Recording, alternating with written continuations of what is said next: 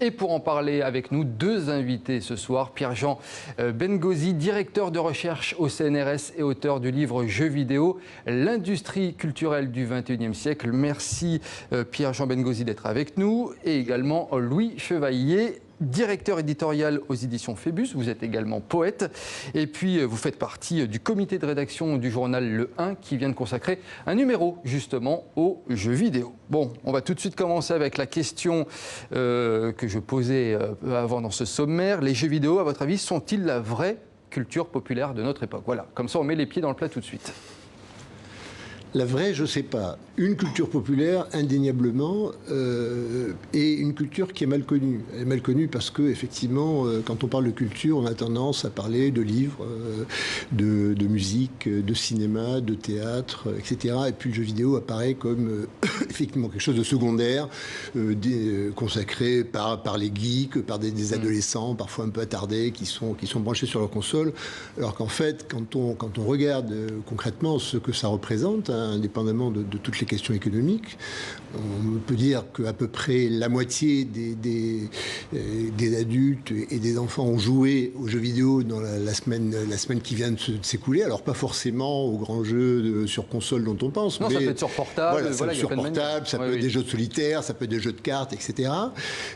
C'est autant des femmes que des hommes, et c'est une culture massive qui arrive à travers les jeux, à travers des nouveaux imaginaires qui viennent des mangas, qui viennent de l'heroic fantasy, de la science-fiction. On parlera sans doute peut-être de Star Wars et de l'univers qu'a créé Star Wars, mais ce sont aussi des imaginaires qui sont présents dans les jeux vidéo, et qui structurent un peu finalement. Et alors ce qui est très drôle, c'est qu'aujourd'hui, avant c'était le cinéma qui inspirait les jeux vidéo, maintenant c'est les jeux vidéo qui inspirent presque le cinéma. Et on voit beaucoup de jeux vidéo à succès qui sont adaptés sur grand écran. Tout à fait. En fait, ce qui est étrange, c'est qu'on est dans une société de jeux. Mais de jeux, alors les jeux vidéo, mais pas que les jeux vidéo. On a parlé du boom du poker il y a quelques années, on a les jeux de société, on a les jeux de hasard qui sont centraux et qui marchent très bien. On a aussi le divertissement sportif. On est dans une société qui aime les jeux et on n'en parle pas beaucoup. Alors que c'est sans doute central, c'est sans doute un des moteurs de notre culture. Il y a une cinquantaine d'années, Roger Caillois avait publié un livre qui s'appelait Les jeux et les hommes, où il tentait justement de classifier les sociétés selon les jeux auxquels elle s'adonnait. Et ben, c'est vrai que notre société aime à la fois les jeux de hasard et les jeux de compétition et les jeux de défi que représentent les jeux vidéo. Comment on l'explique ça, Pierre-Jean Bengozi, vous qui êtes chercheur au CNRS? C'est une envie de s'échapper de son quotidien, comment on l'explique? Ça, bon, c'était Roger Caillois, effectivement, le jeu, il permet les émotions, il permet la compétition, il permet le vertige, il permet la prise de risque, etc. Donc il remplit finalement toute une série de fonctions qui sont des fonctions que tout le monde recherche dans sa vie, dans ses loisirs, etc. Et dans la culture aussi. Il y a un chiffre qui est important. Sur les jeux vidéo, quasiment un quart des gens qui jouent aux jeux vidéo jouent de manière collective. Et de manière collective, soit avec d'autres personnes en ligne, quelqu'un qui va jouer au poker ou à la belote avec des gens qui se trouvent aux quatre coins du monde, mais aussi physiquement. C'est-à-dire que jouer ensemble dans le salon, devant sa console. Si je comprends bien, on est loin en fait de l'image de l'amateur un peu geek, tout seul dans sa chambre, qui va jouer pendant 3-4 heures, voire même plus toute la nuit. Ça y est, maintenant, c'est un lien social, le jeu vidéo, selon vous ? Je pense que ça l'a été depuis le début, quasiment. Enfin, alors moi, c'est vrai que lorsque j'étais enfant, je jouais contre mon père. Et c'était extrêmement stimulant. Je jouais avec mes amis. Enfin, je veux dire, moi j'ai toujours joué en parlant à la récréation des jeux auxquels on avait joué le soir même. Enfin, voilà, ça participait en effet de la communication et de la cohésion. Il y a un jeu qui cartonne depuis quelques années maintenant dans le monde, ça s'appelle Fortnite. On en a tous beaucoup entendu parler. C'est un petit peu le symbole du développement des jeux en ligne, ce jeu Fortnite. C'est un jeu, pour ceux qui ne connaissent pas, un jeu coopératif de tir et de survie jusqu'à 4 personnes en même temps. Qu'est-ce que ce jeu montre comme symbole de l'évolution de la société? On joue ensemble, on est quelqu'un d'autre, on met le costume de sa vie de côté pour en mettre un autre. C'est ça, en fait. Oui, c'est un peu ce que j'évoquais tout à l'heure, c'est que ça permet d'avoir plusieurs émotions. À la fois la compétition, le combat, puisqu'il faut aller se battre, la solidarité, des formes de solidarité qu'on peut retrouver avec les groupes parce que tout seul on n'y arrive pas, etc. Et puis le fait de plonger dans des imaginaires radicalement différents. Et je rajouterais aussi, même si c'est pas forcément l'élément majeur, le modèle économique sous-jacent qui permet une entrée assez simple et facile dans le jeu avec des nouveaux modèles où il ne s'agit plus d'acheter pour plusieurs dizaines d'euros un jeu qui coûte cher et qu'on va utiliser sur la console qu'on a également acheté très cher, mais des jeux qui sont beaucoup plus accessibles avec des accès progressifs, etc. Ça, c'est pour le côté divertissement, mais on peut le dire, le jeu vidéo, c'est aussi un excellent outil éducatif aujourd'hui. Oui, mais même les jeux dits de divertissement apprennent un certain nombre de règles sociales. Enfin, on parlait du défi, on en a besoin dans la vie. Donc il ne faut pas les voir absolument comme des jeux de violence, etc. Ils peuvent nous apprendre des choses sur nous-mêmes et sur la société, c'est ça? Disons que les sociétés sont violentes également. Ils nous apprennent aussi, me semble-t-il, moi, à gérer cette violence, ou en tout cas, ils reproduisent un certain nombre de fonctionnements de notre vie quotidienne.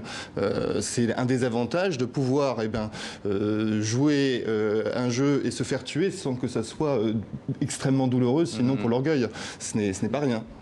Et concernant l'éducation, l'outil éducatif du jeu vidéo?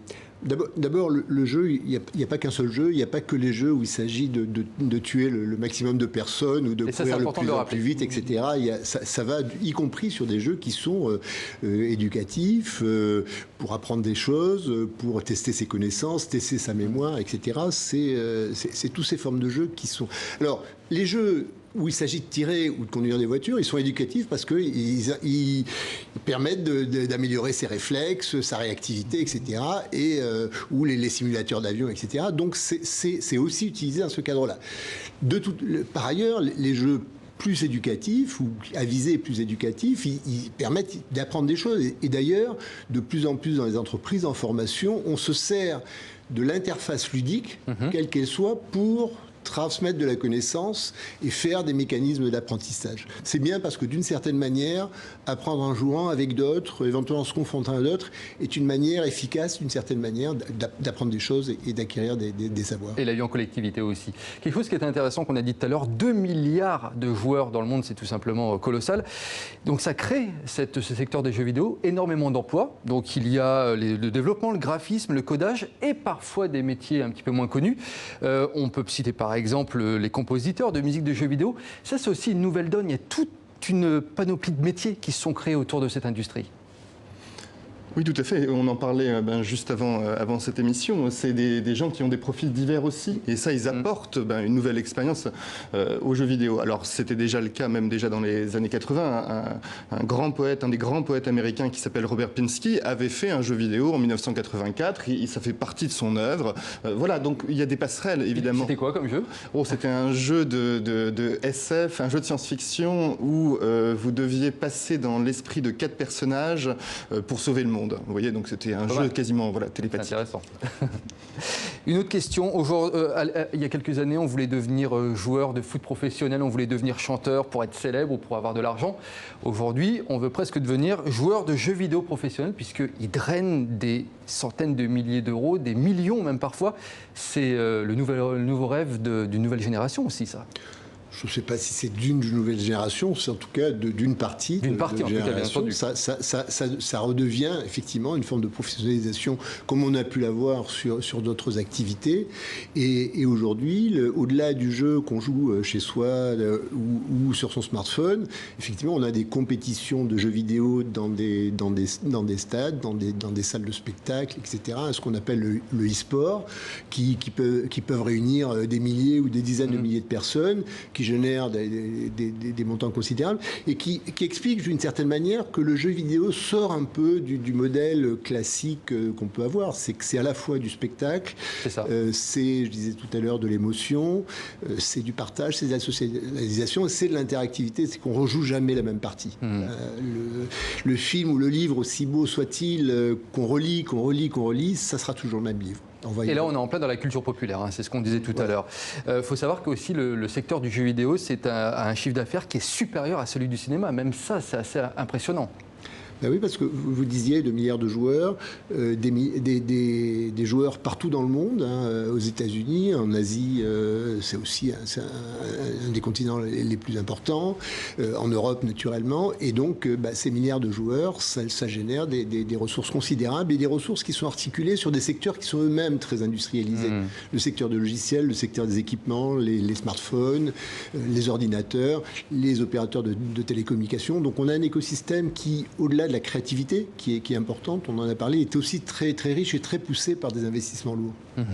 Louis Chevalier, une petite question par rapport aux jeux vidéo du futur. Vous qui êtes poète, est-ce qu'on pourrait imaginer un jeu vidéo qui nous permet de créer demain des textes, des poésies avec une intelligence artificielle, quelque chose comme ça? Ça peut être l'avenir, ça?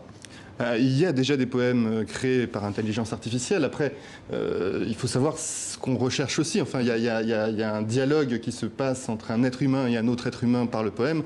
C'est sans doute, oui, il y aura sans doute des liens avec l'intelligence artificielle. Après, savoir lesquels, je pense que c'est toujours un peu compliqué. Il y a déjà des jeux à visée créative. J'ai pas les noms en tête. Il y a déjà des jeux à visée créative. Alors, sans remonter aux 1000 milliards de poèmes de Perrin, mais qui étaient aussi sur une manière un peu ludique de construire de la création. On a aussi bien en matière de musique, en matière d'art plastique, etc., des processus qui amènent finalement un peu par le hasard, par le jeu, à créer des œuvres. À différentes choses. C'était l'interactivité. En effet, vous parliez de Queneau. Enfin, il y avait cette volonté de permettre au lecteur de construire son propre poème. Donc il y avait cette interactivité-là, même déjà dans Marelle de Cortázar aussi, ce roman où vous pouvez choisir, enfin vous avez différentes façons de lire l'histoire, différents ordres, vous retrouvez des choses qui vont être utilisées par les jeux vidéo. Vous voyez, c'est aussi ça, c'est parfois il y a des inventions surréalistes qui ensuite sont reprises par les jeux vidéo d'aujourd'hui.